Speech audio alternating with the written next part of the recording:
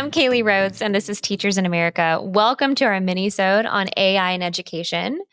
Andrew, I'm going to introduce you really formally in just a second, but I'm just so excited that you're here to talk about AI in education. Welcome. Kailey, it's great to join you. Excited to talk with you and all of our listeners out there about what's happening with generative AI. Yeah, this is a hot topic. So you are in the hot seat today, Andrew. Are you ready for it? It is indeed a hot topic. Well, in our last mini-sode, we broke down HMH's new survey of educators, which revealed their top concerns, how they view the profession, and what can make it better. Definitely check that one out if you haven't already. The link is in the show notes. And today we're going to dig deeper into that same survey to share what educators really think about AI use in schools. So before we do that, let's just cover the basics. Generative AI. Oh my gosh, Andrew, am I going to make a fool of myself saying all the stuff that you're an expert in? Not at all. Okay. Generative AI is ChatGPT, Microsoft Copilot. A lot of our teachers already know about that. And it quickly creates content based on prompts. And prompts are what you feed it, prompts are how you talk to it. So, for instance, a teacher might ask for a list of research project ideas for high school students on the topic of women's basketball and get 10 ideas in a matter of seconds instead of having to sit there and figure it out themselves. Students, meanwhile, can use Gen AI to help them develop an outline for an essay that then, of course, they go write themselves. And principals might ask it to design a survey for parents or students that gauges their satisfaction with the school's teaching methods. So, here to weigh in on educators' use of AI in the classroom and the survey results is Andrew Goldman. Andrew, hi, EVP of HMH Labs, which is an incubation team within HMH focused on the development and customer experience of emerging technologies, including generative AI for the classroom. So, Andrew, before we get into it, can you tell us a little bit about HMH Labs, what exactly incubation means, and, what is it you do here and how AI informs the work that you guys are up to? All right. Well, a lot to share in there. This is super exciting stuff. So first off, incubation is the idea that we're experimenting with these new technologies to find ways to apply them in ways that help teachers in the classroom. And Labs was set up as an environment where we could bring together all the different components of the teacher experience. So customer success sits right with the engineering team, and the curriculum designers sit with engineering teams. It's a completely interdisciplinary group that is set up to be able to rapidly explore new ideas and then try them in small laboratory type environments with real classrooms and find what works and, inevitably, unfortunately, what doesn't work. But the goal is to try things quickly and build on what we see as resonating and helpful to educators. And in our HMH survey that we administer to educators, we see that a lot of them are curious about generative AI and they're trying it out, but maybe they're still a little wary or a little cautious about it. And the survey shows that educators' use of AI has increased 5 times in the past year. How does that strike you? Does that surprise you? It doesn't surprise me at all. When this round of AI came out, there was an initial bit of fear, I think, in teachers, but they quickly became comfortable with it and saw what an assistance it could be. And when we were talking about essay feedback, the opportunity to get your students writing more is so significant when you use AI to help provide feedback that it really it's essential that teachers embrace the opportunity there. Yeah, and it's essential that we provide ways of using AI that really help them see that we're not trying to dumb down the work. We're trying to streamline the work so that we can get really even more intentional and even more one-on-one with maybe our 150 students. Exactly. Yeah. And The that is the survey. opportunity. Oh, sorry. No, are you kidding me? You're my guest. You talk over me whenever you want, Andrew. I think that is the opportunity with AI is that if you have so many students, it can quickly become overwhelming and it's very hard to have a personal connection with them. When the AI is able to look at it and understand, okay, this was what the student had in their last revision of writing. These are the changes that they made. And wow, they really addressed the feedback that you gave them. That's a Yeah. level of personal connection that a teacher unassisted never could get to No. with the numbers of students they have. It's like making a teacher be able to have a tutor relationship with their whole classroom. That's so important for teachers to hear that AI isn't coming in between. It's not like we're robbing that personal one-on-one human to human connection. We're not taking that away. AI is actually pouring something back into your cup so that you can't Yes. pour from an empty cup, teachers. So now that you have just a little bit of assistance, those conversations, those moments that you do have one-on-one with those kids can be even more valuable because you didn't stay up till 2 a.m. not Yes. reading their essays. It's I'm tattling on myself a little bit.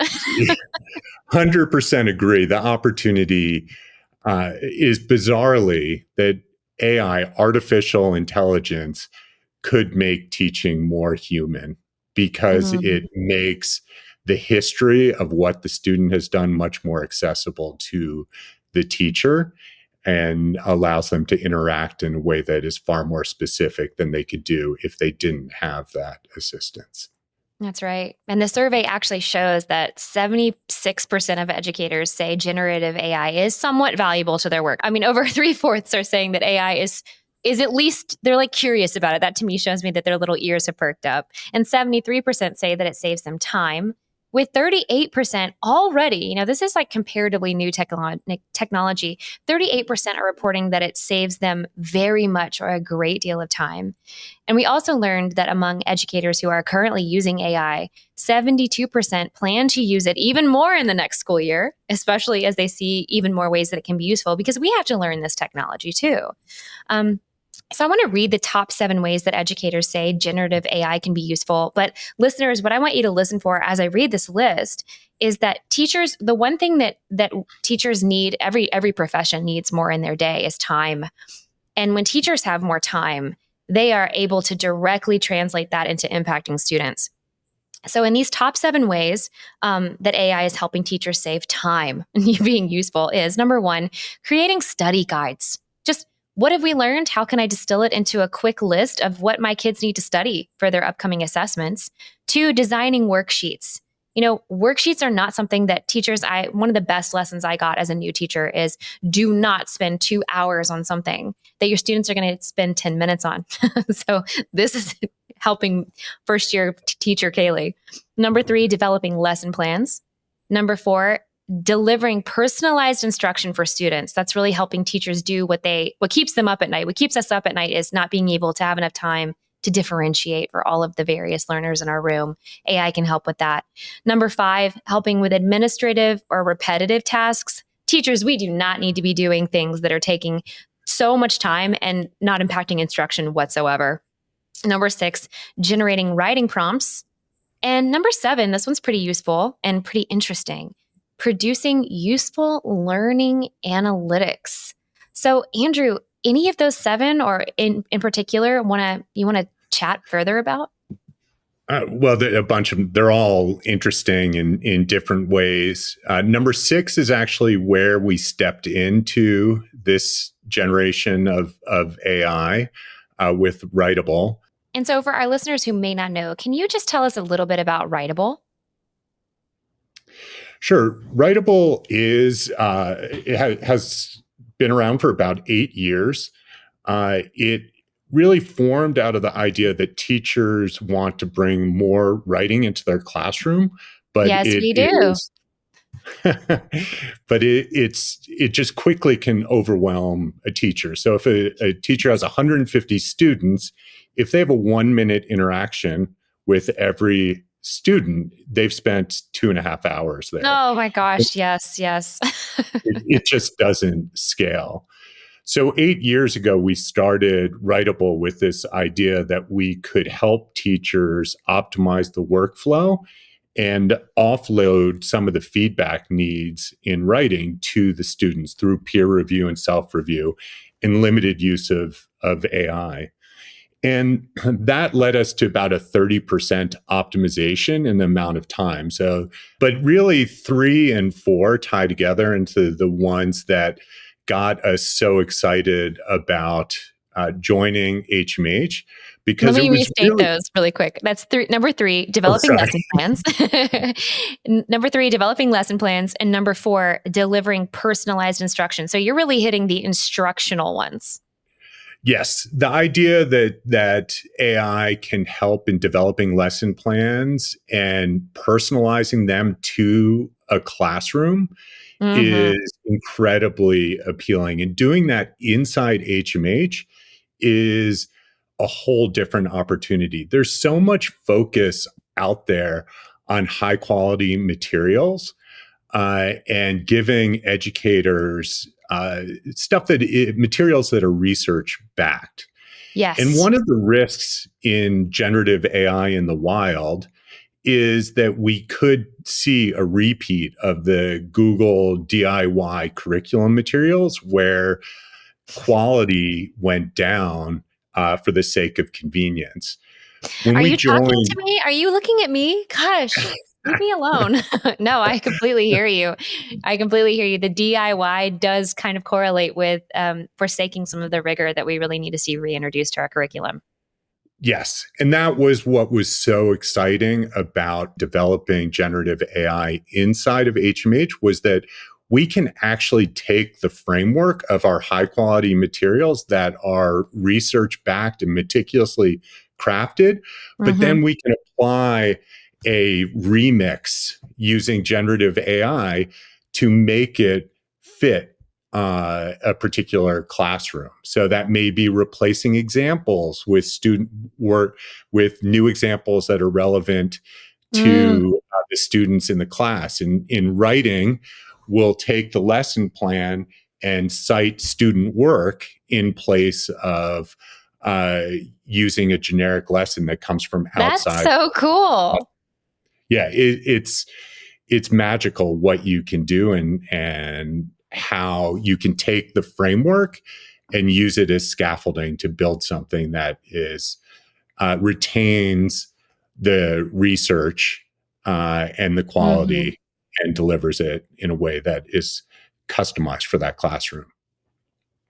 That's it's customization and it's streamlining and really the where we start getting into the woods with where this becomes a little intimidating for educators is, you know, the lack of professional development around AI and maybe what students are going to do with it. So we would be remiss if we didn't talk about educators' concern over the lack of professional development around AI, because educators like me, we crave and want guidance on how to use Gen AI safely and effectively. In fact, in the survey, 76% of educators said there needs to be professional development and coaching around AI. That's up from 18% last year. So it's clear that our districts and our schools must prioritize training and establish clear policies for using AI tools, not only professionally among teachers, but also in what we communicate with our students. Absolutely. It's so important that schools and districts lay down their views on what academic integrity is going to mean in this new age. And there will be places where students using Gen AI is completely appropriate. But there are other places where there really is the risk that they can rob themselves of the opportunity to do the learning that they're supposed to be doing. And so it's very important that schools and teachers are explicit on how you can use these tools Mm-hmm. so that they make sure that they retain the integrity of their instructional plan. Yeah, and as AI gets more popular in high schools and middle schools and elementary schools, I'm sure that we'll be hearing from educators on the guardrails that they're putting in place for students. I'm sure that there's stuff that we haven't even thought of yet that's going to get really creative. But I think that it's important to emphasize that I think that the value that AI can bring in an environment where we're really making sure that we are working as a united front as educators to make sure that we provide the kind of support that we provide with phones and with just the internet period.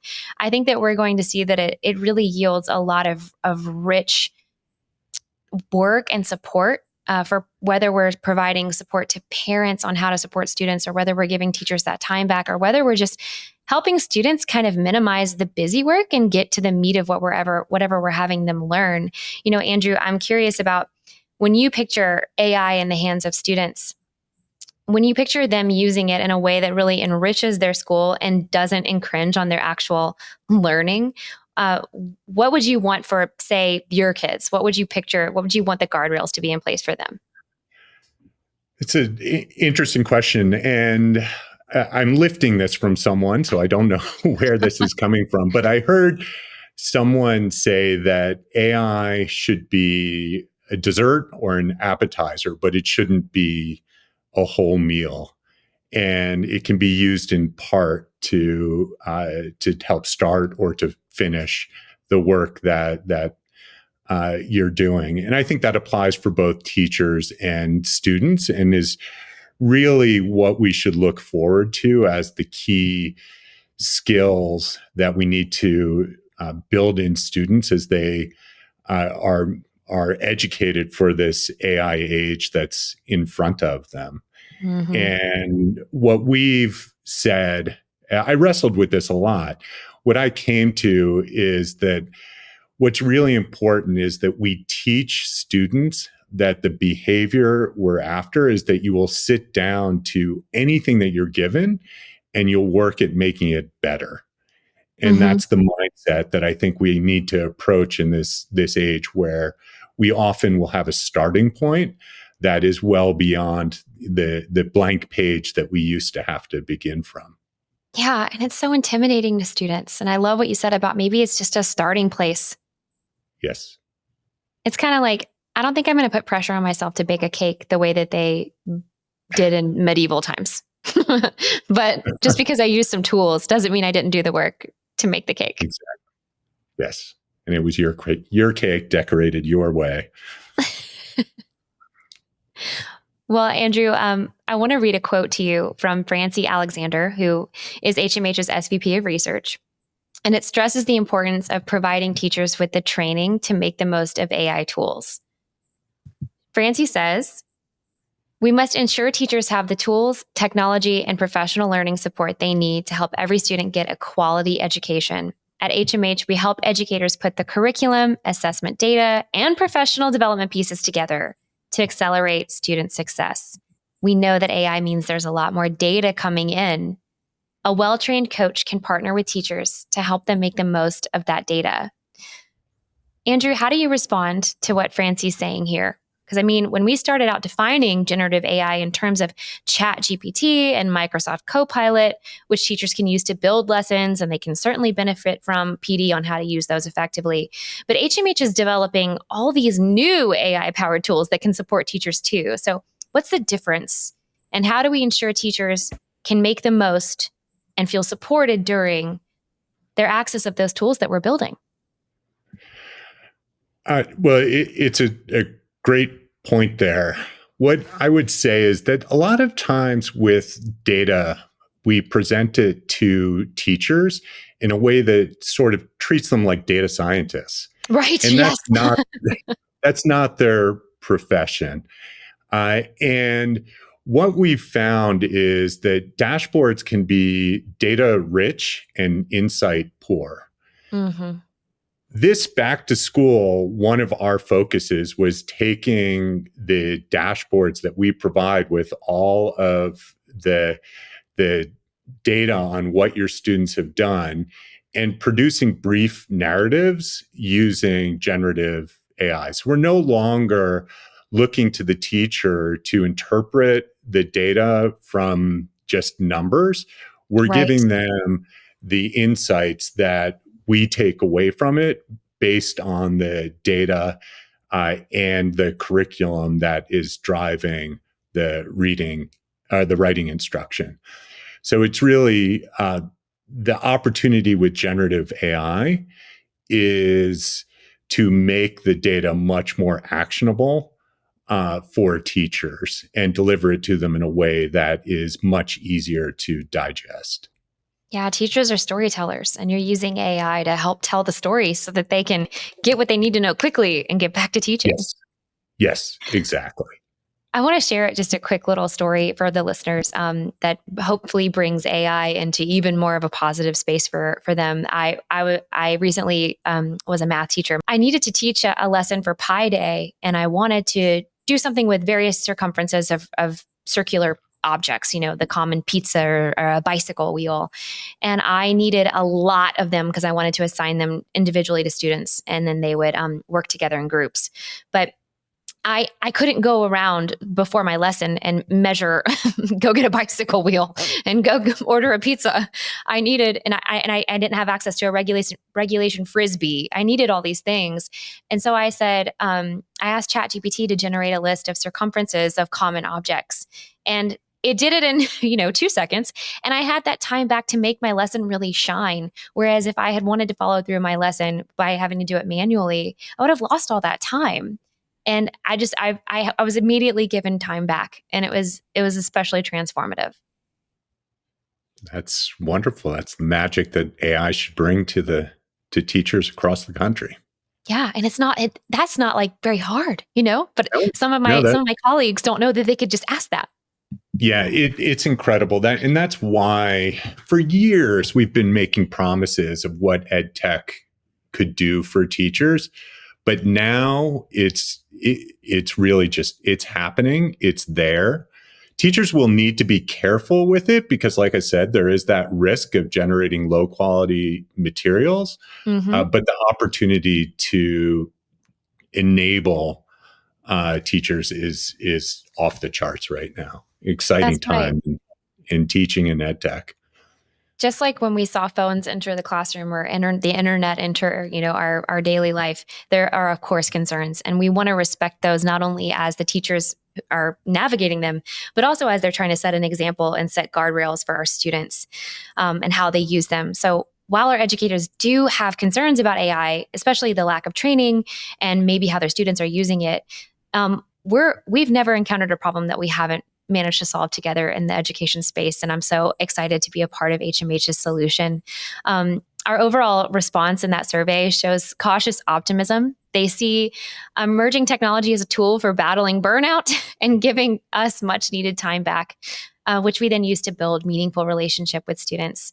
So we're going to be keeping an eye and a pulse on this space and how it all plays out. We're so glad that you're in that space with us, Andrew, hoping that generative AI can live up to its promise. And I feel really confident about that because I know we're in good hands. Thank you so much for joining us today, Andrew.